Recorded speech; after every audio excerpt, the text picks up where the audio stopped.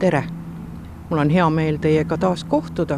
Seekord räägime ühest ilmselt vist kõige väiksemast Tallinna asumist, Kassisabast.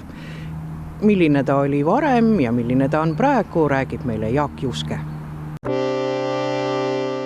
Kassisaba kuulub siis kesklinna linnaosa alla, on olnud keskajal siis koos Tõnismäe kandiga Toompea eeslinn. Ja tänased siis Kassisaba piirid on meil Toompuiestee, siis Paldiski maantee, sealt tagantpoolt läheb siis Tehnika tänav ja tuleb siis mööda Endlat uuesti üles. Et üpris väike linnaosa, aga jällegi väga põneva ajalooga ja kindlasti väga põneva nimega. Ütlen ennist ära, et Kassisaba piirid on tegelikult algselt olnud veelgi suuremad. Et see Balti raudtee 150 aastas, kui see raudteevall siis läbi linna rajati, see tegelikult lõikas ära sellise, ütleme siis läänepoolse Kassisaba. Et tänane siis Lilleküla lilleasum on tegelikult olnud ka osa ajaloolisest Kassisabast.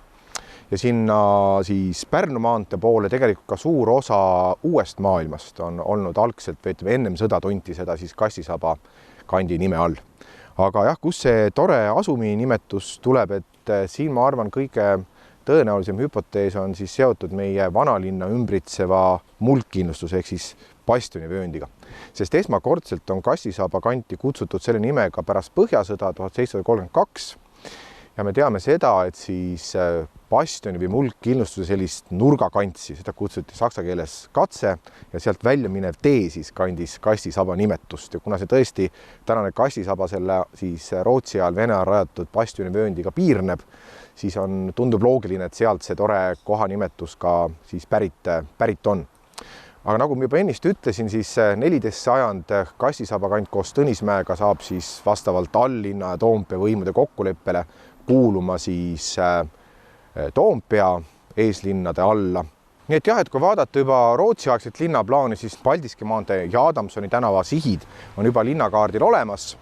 On teada, et siis Rootsi ajal 17. sajand, kui valitseb Rootsi kuningriiki kuninganna Kristiina, siis ta ju siinkandis siis lahendas jälle siis piiritüli ja niimoodi siis siinkandis laiusid Kristiine heinamaad, mis tegelikult ka ulatusid siia tänase Kassisaba kandi aladele. Ja Rootsi ajal ka rajatakse Adamsoni tänava äärde Toomhospidal. Aga nende vanade eeslinnade kurb saatus on ju alati see olnud, et kui võõrvägi lähenes, siis kas alllinna või Toompea võimud andsid käsu neile kuuluvad siis eeslinnad maha põletada, et poleks vaenu peal kuskil peatuda. Nii et 1710, kui läheneb siis Vene vägi, siis jällegi Kassisaba see toonane hoonestus, ka see Toomhospidal põletatakse maha. Aga loodus siis alli tühja kohta ja muidugi pärast Põhjasõda jällegi siinkandis siis hoonestus taastub ja niisugune siis kaasaegne Kassisaba tegelikult hakkabki kujunema tsaari ajal ja kindlasti olulise tõuke selle piirkonna hoonestamisele annab siis seesama Balti raudtee avamine 1870, mis siis käivitab ka Eestimaal tööstusliku pöörde, kus ümber vanalinna tekivad suured tööstusalad ja nende ümber siis hakatakse rajama töölistele puust üürikortermaju ehk vanalinn ümbritsetakse sellise agulite pärjaga ja Kassisaba on osa sellest agulite pärjast ja me kõige vanemad täna säilinud puitmajad jäävadki sinna 19. sajand keskpaika, et siin ka veel osad tänavad on säilitanud toonase kitsa, pisut hämara siis aguli miljöö. Nüüd meie praegune peatuspaik on siin siis Wismari tänava ääres. Muidugi siinsed tänavad on ajaloos kandnud mitmeid erinevaid nimetusi ja Wismari tänava nimetus tuleb sellest, et siia siis kohe kõrvale jäi omal ajal üks muldkindlustustest Wismari Raveliin. Ja kuna see rajati Rootsi ajal ja Wismari linn Saksamaal toona kuulus Rootsi kuningale, siis see tuleb sealt see Wismari nimetus. Aga minu selja taga on täna paljudele tuntud paik Wismari haigla, mis on tegelikult ehitatud siis 1867. aastal arhitekt Ferdinand Kordese järgi. Muide, Kordese nime kandis vanasti Kevade tänav ja oli siis algselt Toomvaeste kooli siis uus hoone. Ja ka see Wismari tänav on siis kandnud Toomvaeste kooli tänava nimetust, aga muidugi vanemad televaatajad mäletavad, et see kandis nõukogude all Ivan Mitšurini austavat nimetust, nii et headel tänavatel ongi olnud mitmeid nimetusi. aga loomulikult Kassisaba inimeste jaoks on väga oluline selline kogukonnakeskus, Falgi park, mille ääres me rajame. Ja Falgi park on muidugi seotud isand Falgiga, Hans-Heinrich Falgiga, kes oli siis 19. sajand keskpaigas toomgildi oldermann, ta oli rikas mees, ka rikas maaomanik. Ja pärast seda, kui siis Krimmi sõja järgselt hakatakse 19. sajand teises pooles seda muldkindlustusvööndit likvideerima, lükatakse siis vallid vallikraavi, tekivad ümber vanalinna tänased puiesteed ja lagedamad siis nii-öelda linnaväljakud. Siis ka seesama Falk siis talle kuuluvatele aladele rajab 1860. aastal kauni siis linnapargi ja kingibki selle kohalikule rahvale. On teada, et 19. sajand lõpus seda Falgi parki siis rentis Eesti Selts Lootus, siin on peetud toona Harjumaa laulupidusid, et on tõesti olnud läbi kõikide riigikordade nagu kohaliku kogukonna jaoks oluline kogunemispaik. Selles vanas pargimajas näiteks on asunud möödunud sajandi alguses ka Ants Laikmaa kunstiateljee, et ka kunstiajaloos oluline paik, aga täna jääb siia siis jah, nüüd uuel Eesti ajal rajatud Briti saatkonna uhke hoone. Ja tegelikult on ka tore, et see vahepeal rääma jäänud park on nüüd ka linna poolt tehtud kenasti korda, et siin on tõesti kõigis vanuses tallinlastele tegevust.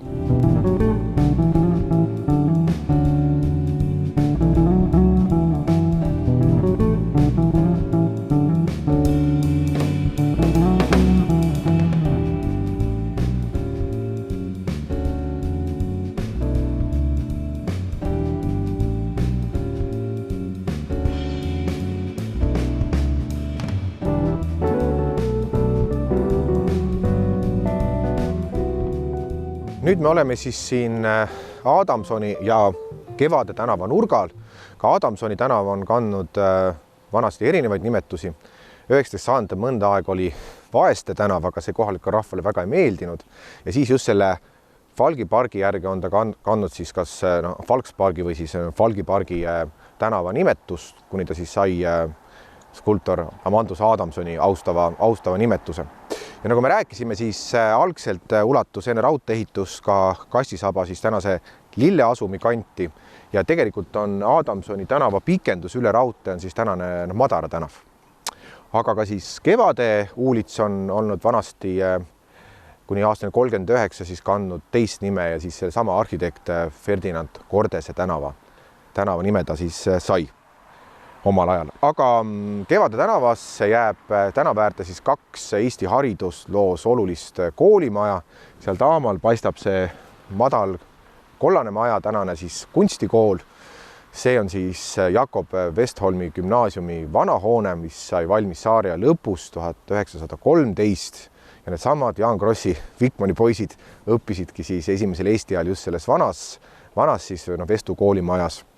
Aga muidugi kool laienes ja jäi see vanamaja kitsaks ja niimoodi siis Eesti aja lõpul asuti siis siia Adamsoni tänava nurgale projekteerima siis uut koolimaja.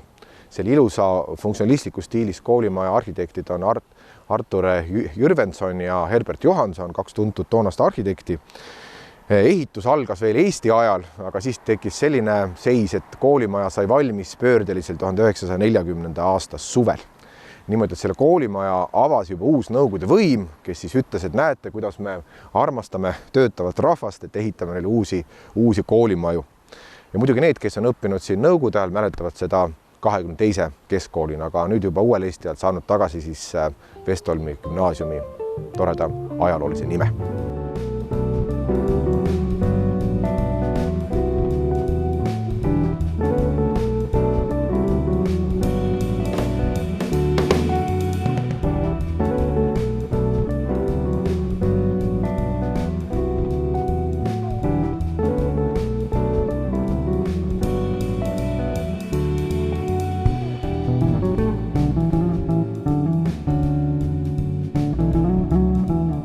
Nii, nüüd oleme jõudnud siis Koidu tänava äärde, vananimega Allemanni uulits ja mis siis ühendab tänase Kassisaba uue maailmaga, ühendab Paldiski maantee Pärnu maanteega.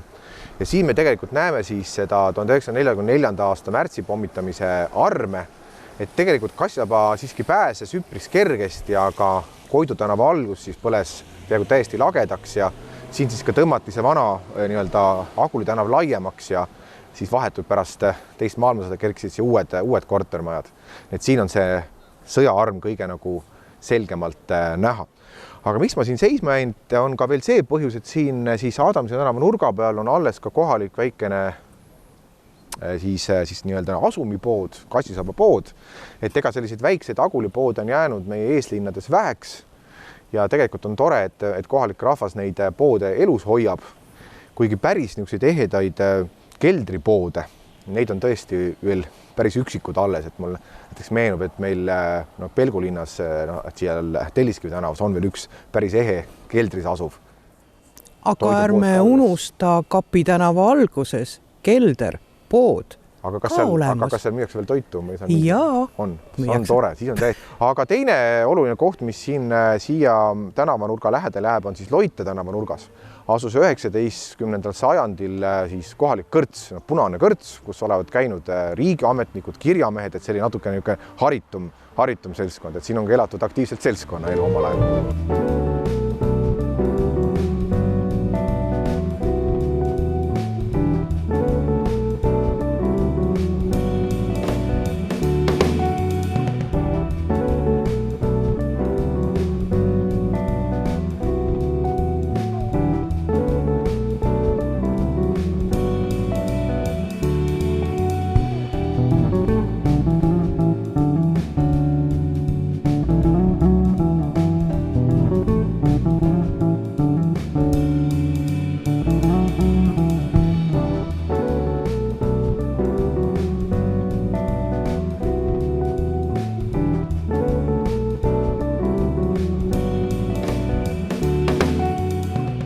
Kui me siin täna mööda Kassisaba ringi jalutame, siis me tegelikult leiame siit viimasest 150 aastast peaaegu kõik olulisemad arhitektuuristiilid, mis on siis kas vähem või rohkem siin erinevate hoonetega esindatud. Ja täna ka suurem osa sellest ajaloolisest Kassisaba asumist on miljööalana täna ka kaitse all. Me just siin minu selja taga näemegi tõesti kõige vanemaid selliseid Aguli tarekesi 19. sajand keskpaigast. Siin on alleski ilusasti säilinud vana aegivist sepikoda. Ja samas, mida ma alati ütlen, et miljööala ei ole samas muuseum. Et siia võib ehitada ka uusi hooneid, kui tõesti on, eks ole, mõningad kohad jäänud hoonestamata või mõned hooned ütleme väga halvas olukorras. Aga see uus hoonestus, mis siia tuleb, peab, eks ole, arvestama selle vana ajaloolise hoonestusega ja on igale sellele alale ka oma ehitusmäärus kehtestatud, et need täpsed nii-öelda reeglid, ehitusjooned, katuse piirid paika pandud, et tõesti seda vana tuleb hoida ja see uus peab selle vanaga ilusasti sobituma. Ja kui me siin nüüd Wismari tänava ääres näeme neid kõige vanemaid siis Kassisaba Aguli maju, siis tegelikult kui me liigume siit Wismari haigla poole, siis siit keerab Artur Kapi tänav, mis on jällegi ilus mälestus sellest esimesest Eesti ajast, kus on niisugused uhked kõrged siis nii-öelda Tallinna tüüpi kortermajad. Nii et ka tõesti see Pätsi aeg, Eesti aeg on siin ilusasti esindatud ja olemas ka lausa ju Kassisabas oma Wismari staadion, mis jääb Wismari haigla taha. Et tegelikult selle üpris väiksele alale mahub uskumatult palju põnevat vaatamist. Aga mis on ka veel hästi oluline märkida, et Kassisabas on olemas ka oma kohalik aktiivne asumiselts, kes sellises Falgi pargis korraldab asumipäevi ja seda pärandit uurib ja hoiab.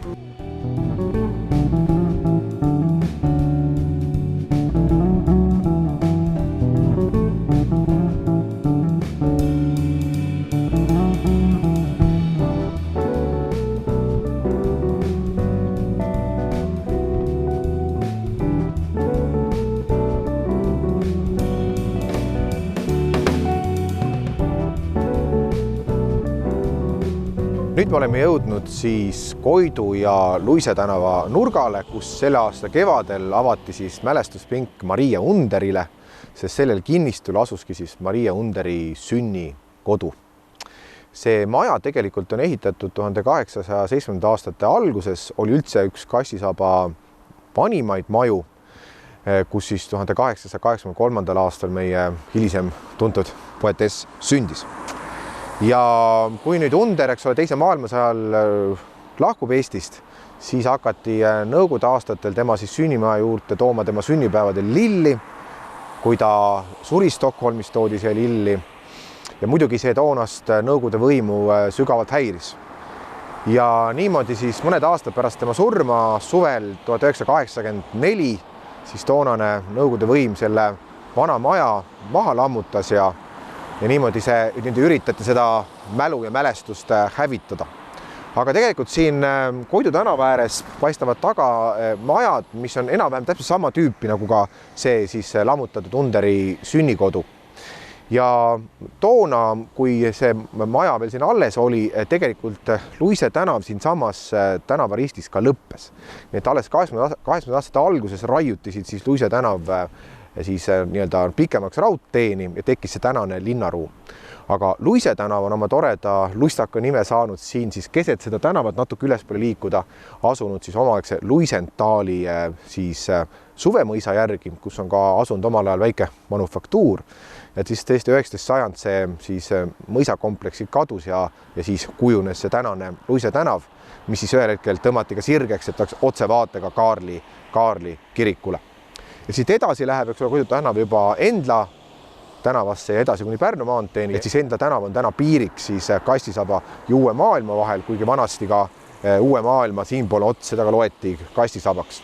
Ja kui me oleme täna harjunud, et Endla tänav on niisugune suur linna läbiv liiklusmagistraal, siis tegelikult veel pärast sõda oli ta palju kitsam niisugune munakividega sillutatud Aguli tänav. Aga kokkuvõtvalt siis selle Kassisaba kohta, et see asum oli, on ja ka jääb ja läheb üha paremaks või mis on see, mida peaks Kassisabas tegema? Et mulle Kassisaba kant jubedalt meeldib. Et siin on tõesti alles heas mõttes vana niisugust agulimiljööd. Siin on tõesti, nagu ma ütlesin, eks ole, ehitusmälestisi peaaegu kõikidest meie ehitusperioodidest viimasest 150 aastast. Minust on oluline, et see kogukond seda lugu hoiab ja nende vanalinna ümbritsevate vanade eeslinnade agulite võlu ongi see, et eks ole, see tegelikult vanalinnas peaaegu et kiviviske kaugusel on alles mitte üks puitmaja, mitte üks tänav, vaid terved agulid ja mitte ainult puitmajad, vaid seal taga ka suured aiad. Et see on minu arust meie Eesti linnade võlu.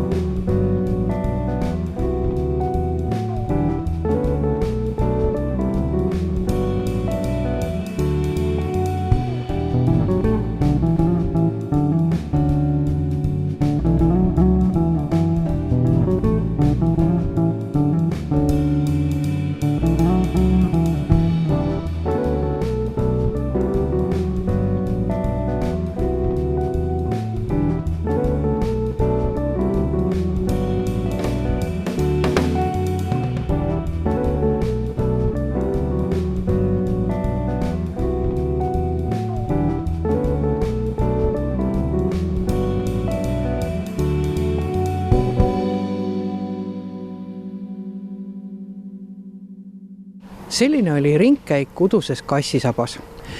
Kuna ilm on veel ilus ja teadmisi teil peaks selle saate vaatamise järel olema, siis olge lahked, tulge jalutama, Kassisaba ootab teid. Kui kõik hästi läheb, siis 2 nädala pärast kohtume taas. Kõike kaunist!